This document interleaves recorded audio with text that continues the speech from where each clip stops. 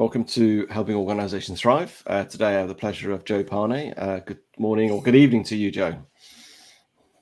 Well, good evening to you or good morning to you rather, Julian, isn't it, for you? It is. Good morning to me, yes, absolutely.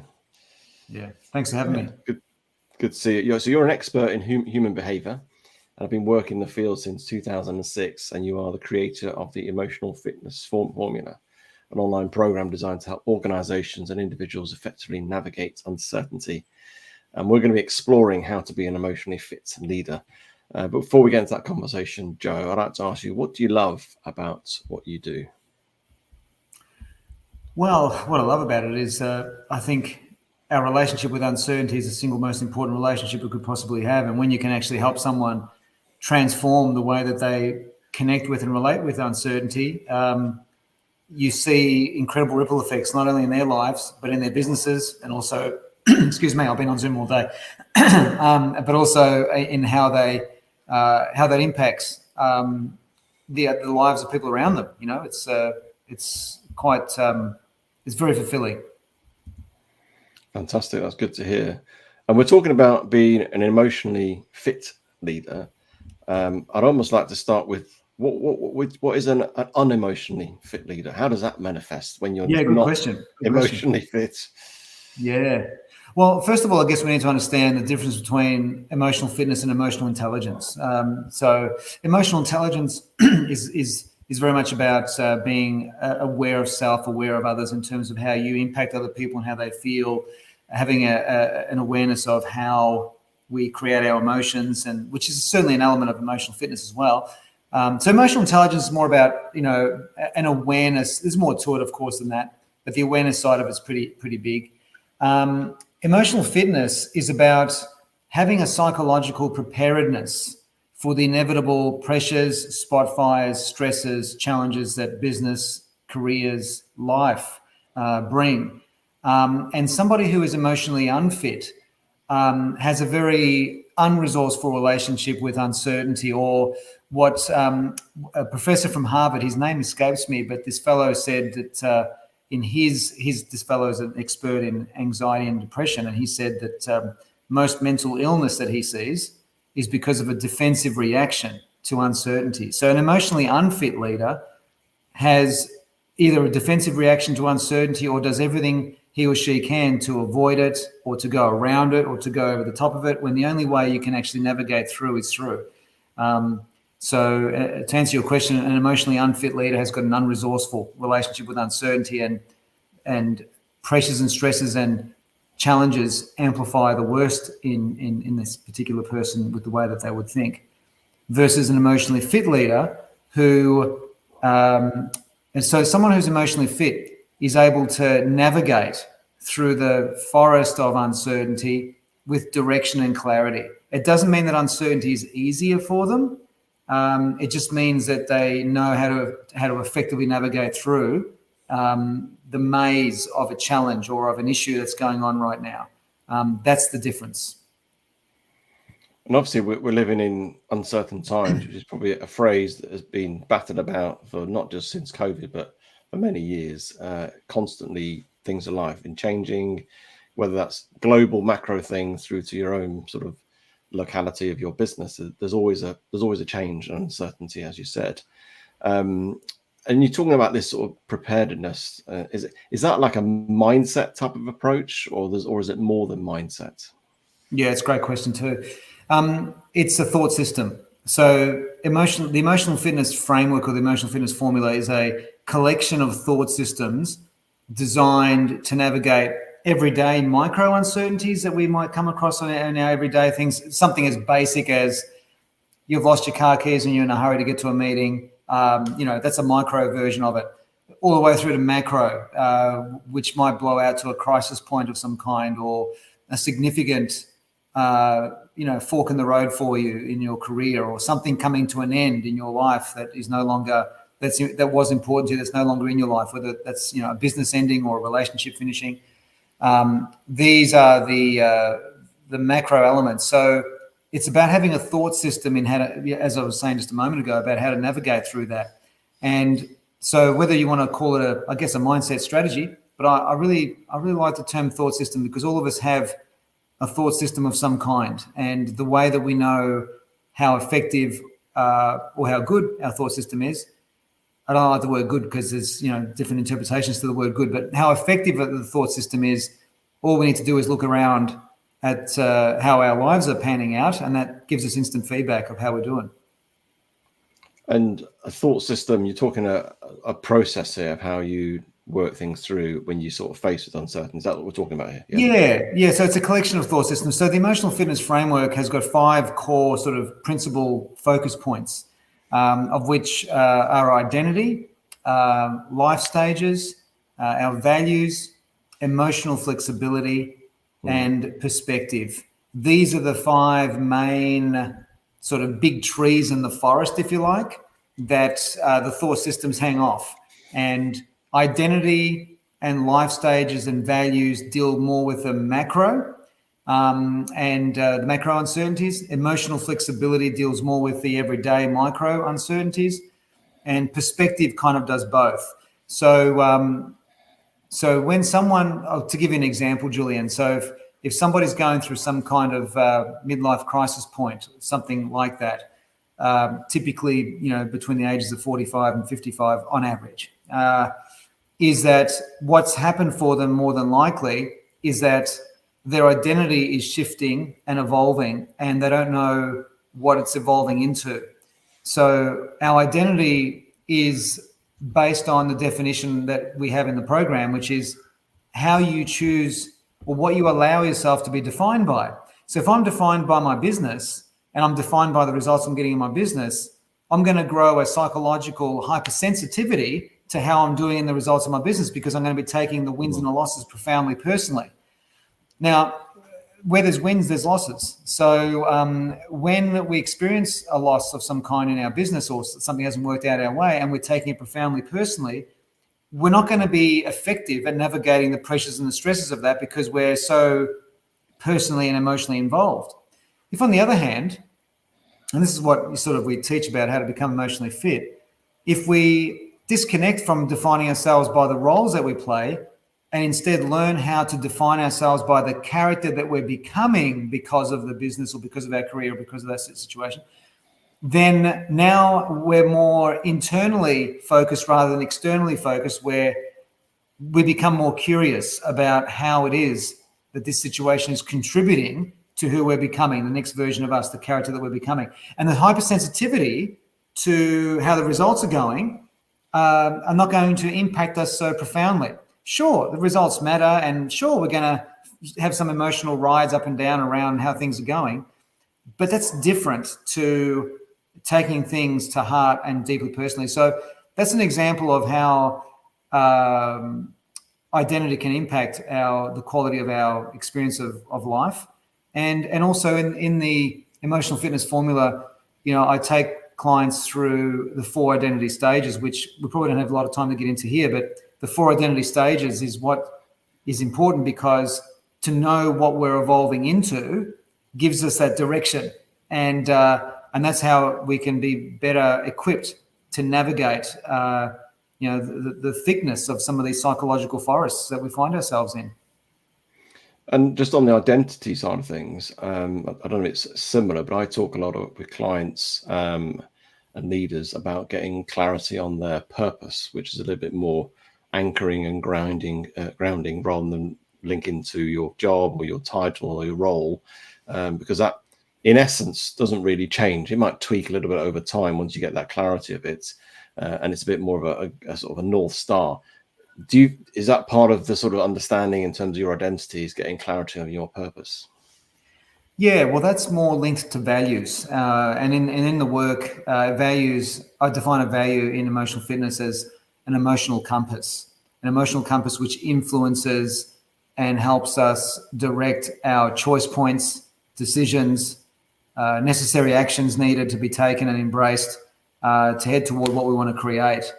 And there's that element there. The other element is that the philosophy of my work is that the purpose of our life is not so much the roles that we play, but who we're actually becoming, as I was just alluding to a moment ago. And also to notice that the purpose of life, in essence, is to experience the joy of our own existence, the joy of the experience of doing that particular activity or starting that certain business or whatever it might be that floats our boat. Mm. And it's that kind of focus point, that kind of attitude that I find is energetically, emotionally, and spiritually sustainable, because no one can argue with the point. I can't think of a counter argument to the purpose of life is to experience. And you can fill it in any which way you like, in terms of like the flavors and colors and, you know, activities and which country and what culture and everything like that. It really is that, and to embrace the joy that you and I exist. I guess that's almost creating that sort of mindset where everything in life that you experience will bring some sense of feedback, understanding, growth, and that sort of approach where that experience may be perceived as a negative experience in some ways, as it might be a tough experience, but actually you could reframe that as, see that as a, what can I learn from that? How can I use that? How can I incorporate that going forward? Yeah, that's well said, Julian. I mean, like I say, everything is feedback, and our emotional compass gives us immediate feedback in terms of whether we're following that compass or not. So if we're loyal to our values and loyal to that compass, generally speaking, with good faith, we're feeling pretty good about the direction that we're heading in and the way that we live our life and the way we set up our lives.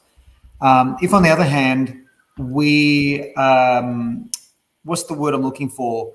Not betray, but not deny. If we don't, I don't have the word, that hasn't come to me, but if we don't follow that emotional compass and we go to where our ego is telling us to go, which might look good on the outside but doesn't feel as right, then that is going to impact our experience in a very negative way. And sure, yeah, absolutely, you can ask the question, what am I learning from this, this terrible experience? But the other question is, how did I contribute to the arrival of this experience? You know, what has been my role in creating this experience? And quite often it comes back down to not having the faith to follow what your compass, your emotional compass, your heart is telling you. Because in this wonderful world of there's so many things we can get caught up in, so much that we can do, so many rabbit holes we can dive into. And especially with the complexities and the competition of social media, there's so much that we can get caught up in, where it's more ego driven rather than, naturally, organically heart driven. And, one of the other elements to emotional fitness is life stages that I mentioned before. And life stages is the journey from ambition to meaning. And the journey from ambition to meaning is the journey from egocentricity, ambition, to heart centricity, meaning, and integrating successfully ambition into meaning. So we're still making money, but we're making money in a meaningful way in our businesses. But we're also,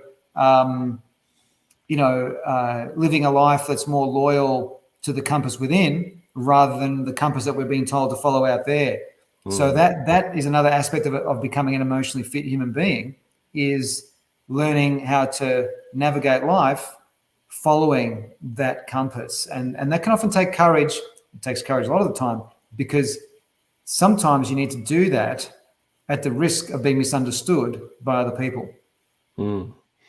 I like that, the idea of that question you said about, when you get to a point where things have not gone quite right, and rather than just seen it as a learning opportunity, which it can be, almost a question, what did I contribute to this? And I think that creates that accountability piece, which I think is lost in a lot of society, where people not blame everybody else or blame the situation, but actually take some responsibility and accountability, which I think is really helpful to understand of some of the actions I take create consequences, whether they can be positive or negative or neutral. Is that part of your emotional fitness? Is that sort of rooted in real accountability? Indeed, absolutely. We often talk about, whether you choose to be a victim of the circumstances or whether you transcend those circumstances. And the way that you transcend those circumstances is based on where you place your focus. We've always got freedom to choose what to focus on. Do we want to put all of our energy and focus into focusing on the problem, or do we want to shift that focus to the solution, the outcome that we want to have from this, or the solution where we're heading? And something so simple can make a massive difference. Often people who are caught up in the traps of circumstances, their focus points, their focusing patterns are different. They tend to focus on the past way too much. They tend to focus on what's missing, and they tend to focus on themselves. But somebody who is focused on solution is focusing on the present and where we're heading. They're focusing on what they have rather than what they're missing, and they're focusing on others and how this is impacting others in a good way, or in a way that I have to be aware of, so I can navigate through the next phases of whatever the situation I find myself in. So focus is something really massive, because life is what you focus on, pure and simple. I mean, if you think about you tune into a radio station, you might tune into 101 FM, and Julian, you might be listening to the similar music that I listen to. It might be Gold FM. Please don't take offense to my comment. But Gold FM playing 80s, 90s music. That might be at 101 FM. And when we're tuned in to that, when we're focusing on that, that's all we can hear, to the exclusion of everything else. Every other channel exists in that moment. And for us to experience talkback radio or rock music or classical music, we need to shift our focus onto that frequency that is aligned to that particular station. Life is exactly the same. It's what we focus on. So we could focus on Solution FM, Past FM, What's Missing FM, What We Have FM. These are all metaphorical radio stations. And when you mention accountability, that's how we kind of sort of explain it, is through where you place your attention is what expands. And there's a lot more to it than that, but that's the essence of it. And when you're a leader and you're in an organization and we hit a crisis point, whether that's a big thing like COVID, or you've lost a big client, and emotions are running high. And how do you sort of create a place where you're not ruled by your emotions, but obviously be mindful we have emotions, and also mindful emotions within the team as well? So how do you sort of ground yourself that you get that clarity? Yeah, great question. So what can happen is, when we're under duress and the emotions, like you say, are running high, what happens is research has shown that when you are in a heightened emotional state, there's an emotional component of the brain that gets dialed up, and the logical aspect of your brain gets dialed down. So you're not going to be able to think clearly when you're full-blown angry, or you're massively frustrated, or whatever that intense emotion is. So if, as a leader, we're dealing with somebody, say, on our team who is very emotional about something, whatever that emotional expression is, whatever the flavor of it is, there's three things we need to do as leaders. The first thing is we need to listen to what this person is angry about or frustrated about. We need to use simple language like, I want to know more about what's happened here. Tell me more about that. Tell me more about that. And allow this person to just get out whatever it is that is frustrating them or annoying them intensely. By then talking it out, and us just simply listening. No comments, no feedback, no questions, just the questions are, tell me more, but there's no other type of questions. What you're doing is they're getting it out, and as they're getting it out, their emotional brain is getting dialed down, and slowly the logical brain is coming back online. And then the second part is we need to acknowledge and validate what they've just shared. It could be something like, gee, that's pretty tough what you've gone through, and considering the circumstances, you've done pretty well, or something like that. Or, gee, I've never experienced that. I can't imagine how difficult that would have been, or how frustrating. Whatever the acknowledgement and validation, where we're providing evidence that we're present and we're listening. The more you do that, the more emotional brain keeps dialing down, and the logical brain comes online more and more and more and more. And then eventually the third step is where now the logical brain is dialed up again. We're back online together. And this is now where we can start focusing on consequences of the situation that we can control, what we need to accept, what we can change, what we can forget about, what is without, beyond our reach, all that kind of stuff, and have a a more logical conversation. But if we try to broach an emotionally hot situation with logic, have you ever tried to speak logically to an angry person on the road? I mean, it just doesn't work. It doesn't work. So I hope I'm answering your question here, Julian, but that's one of the ways that, the mission around heated emotion is to dial down that emotional brain, dial up the logical brain again, so you can have that useful and practical and directional, conversation. And what would you do as the leader yourself when you're hit by something, a crisis, and your emotions just start running away with itself as well? Yeah. How did you sort of, I guess, ground yourself before you Yeah. sort of engage with your team? Phenomenal. Yeah, really good question. I remove myself from the situation and go for a walk, or just remove myself. This is physically removing yourself. Physically, yeah, absolutely. Because when your button of emotion is pressed like that, and someone's trying to get a response from you in that moment, there's a good chance you're going to say something that you're going to regret. So, they say love is blind. Well, all intense emotion blinds us. Based on what I just shared, logical brain dials down, emotional brain dials up. So I would remove myself physically, go for a walk, and being aware of this kind of work is just let the steam, let it all simmer, let it all calm down, navigate it through slowly as my logical mind comes back online, start navigating what the next steps potentially can be from this situation. It's the wisdom also. What that does is it's the wisdom of sometimes just being quiet that allows that logical brain to come back online. And that's then when I'm ready to have that further conversation with that person or that team or whatever's going on. Yeah, I know during COVID when that sort of hit my business, and I had to make some obviously decisions because things were all going a bit awry, as everybody was going a bit awry. I said to myself, I'm not going to make any big decisions for 3 days. And for 3 days, I literally went for walks, thought, and just took some time out. And I think I got to a place where I really calmed down. And I purposely did that. I knew I would calm down. And then I made I felt better decisions then because they were in a real clarity. And there's still a sense of emotion, but it wasn't as charged as it was being told to lock down and everything else that we all had those sort of stay at home. That's a perfect response there, Julian. Yeah, and that's a resourceful way of managing it. So yeah, well done. That's great. Really good. Whereas some people don't do that. They're very reactionary. So what you did was you responded appropriately after the potential reaction calmed down. You could then, there you go. The logical brain's back online again. You can now use intellect to navigate through rather than a big fire hose that burns everything down in the process. Yes, and we've all done that in our time. We sort of reacted in the moment and realised actually it's not helpful, and it's sometimes good to actually think about those moments when you made those poor decisions and understand actually it was related to because you were so charged with emotions.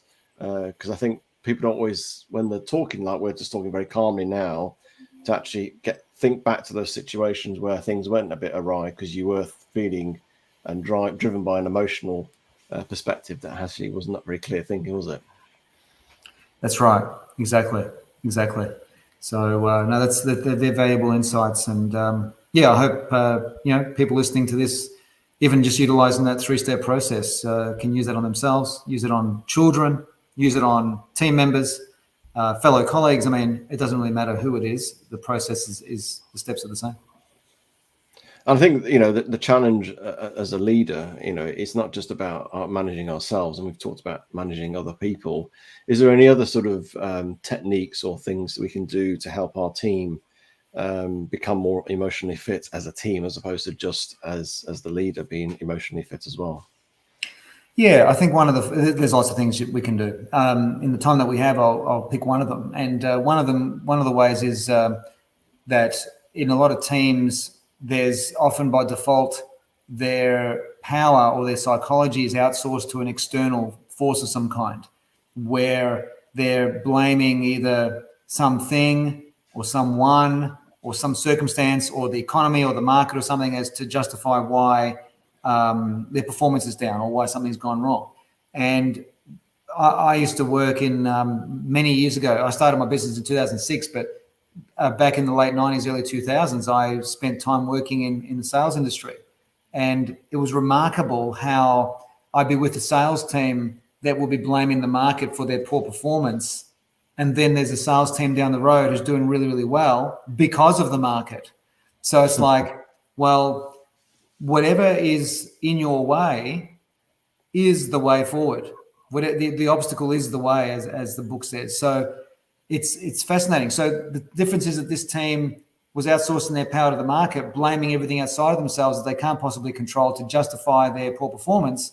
Whereas this team is saying, well, hold on, we're responsible for how we respond to this market and to work out different ways to navigate it so we can, change our conversions this way or approach the client that way or, have a different strategy in terms of how we can close that particular deal. It's taking responsibility. So and again, that's a shift in focus point. Are we more externally focused and blaming external sources that aren't in our control, or can we focus on the inward, which is focusing on how I'm responding to the market, the meaning I'm giving what we're experiencing commercially, and therefore, the emotion I have around that and how I can work through that. Yeah, I do an exercise with groups in terms of the clients I work with, where we talk about sort of flipping the script, a very cliche expression, but where we take a challenge and instead of calling it a challenge, we then ask the question, what is the opportunity because of this? And it just changes the sort of perspective, and just the word opportunity makes our brains think a bit more broader and thinks other ideas and solutions. And it's just taking a challenge and just going, okay, what opportunities does this give us as an opportunity for our organization? And the ideas that people come out with is quite incredible. And I'm always I don't know why I'm always surprised, but I really am surprised when people come with a plethora of stuff and then they then take them, prioritize them, then off they go. And suddenly they're in a mindset of solutions rather than thinking, this is in a way, how can we get out? How can we get through it? Yeah, that's a great sharing. I love what you just shared there. That's great. Yeah, well, this relates back to, if you want to call it Opportunity FM, that station plays the songs of different thinking to whinging FM or complaining FM. It's incredible. It's like you and I could be, as we're sitting here, we don't have any music on, but we might, tune into a certain station that plays certain type of music, and suddenly we're in the vibe, in the mood, in the feeling of that particular type of music because it's on. And you tune into Opportunity FM, it just changes the neurological pathways that start searching for more songs under that banner. Language is powerful. If you can't language what you are wanting to create, you can't have it. It's as simple as that. I know I'm probably, and I say that it's as simple as that without minimizing the complexities of human behavior, but that is certainly accurate. No, I think language is really important, and the words we use makes a huge difference. And just finally, just any sort of advice you give to sort of aspiring leaders who are looking to become a leader and want to be emotionally fit, what things should they sort of think about? Obviously that you talked about the framework already, but any other things they need to think about becoming more emotionally fit within their organization? Yeah, become a conscious inviter of uncertainty into your life. So life doesn't have to do it for you. And what I mean by that is that you consciously invite uncertainty into your life by choosing to do hard things, whatever it is that challenges you. Now, what we need to understand about hard things is that the hardest thing that this person over here has done is very different to the hardest thing that this person here has done. I'll give you an example, Julian. So to give you two extremes, I had a client who suffered from agoraphobia. So agoraphobia is the fear of open space and leaving the house. The hardest thing that she had ever done up until that point in time when I met her was going out of the house to the mailbox. Just doing that was incredibly hard. That was the hardest thing she's done in her life. For most of us, it's not even a blimp in the radar, but that was the hardest thing for her. So we need to respect that. This other fellow that I had, that I knew at the same sort of time, the hardest thing he's ever done is a 240-kilometer ultra trail marathon, but over 3 or 4 days. So the reality is, and this is the thing, we can become quite judgy about this and say, well, that was hard. This is not hard. It's like, no, hold on. As far as that person is concerned, that's the hardest thing that they've ever done. That's a reality in their world, and that's a reality in this fellow's world. as a leader wanting to become emotionally fit, find something that is hard for you to do, and do not draw comparisons with what other people have done, because you're going to find all these different levels of hard. But doing something hard, whether it's a physical thing or learning a musical instrument or whatever it is that challenges you in a healthy way, it's a way of becoming emotionally fit. It's like you're working out that aspect of your mind in terms of how you broach a difficult situation or something that you genuinely find as hard. And that is a way of creating that psychological preparedness for the inevitable pressures and stresses that come. Yeah, no, I really like that. And I think it's important to understand. I think we live our lives in comfort, and there's this strive to comfort. But that doesn't help us when we get those moments.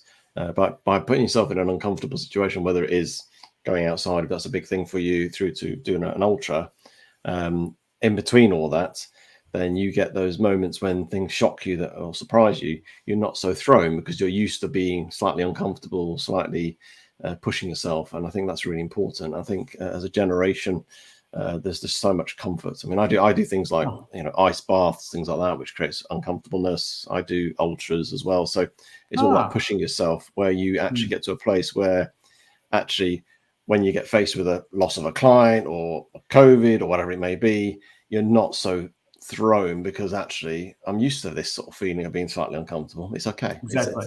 It's get comfortable being uncomfortable, isn't it? The expression. Yeah, 100% right. And your comment about security and comfort is really important to note, because most people don't realize that the comfort that most of us have in the Western world, right? So obviously there's different elements to this around the world, but for most of us who live in the Western world, we are so much more like, I don't know how many X, 10X, 50X, 100X more comfortable than royalty who lived 200 years ago. We have got everything within a finger reach, a little screen. It's incredible. And I think it takes a lot of conscious awareness to override some of this sometimes in order to expose ourselves to difficult things. But we love it, because we all, as well as me, that once you've done that hard thing, whether it's leaving that house for the first time to go to the letterbox, or whether it's doing an ultra, whatever it is that when it's complete, I remember one of the marathons that I did, there was some kind of spiritual shift within me. I don't even have words for it, but I knew when that was done, when the thing was done, that something had shifted within me. And I knew it was a good thing. I didn't know what it meant, but it certainly put me in good stead when, a few years later, I faced some challenges in my business and I was able to navigate it better. Yeah, absolutely. Brilliant. Thank you for your insights, Joe. If people want to sort of connect with you, get in touch with you, how can they do that? Yeah, thanks, Julian, for having me. It's been great. They can just go to joepane.com.au. I'm in Australia, so it's .com.au. And on there are some free resources that people can download. And there's also a link to my podcast. And all my socials across Facebook, LinkedIn, Instagram, TikTok, etc., is at Joe Pane Insights. It's the same handle, and you can get access to some good information and content on those social media platforms too. Well, thank you for your time today. Really appreciate that, Joe. Thank you, Julian.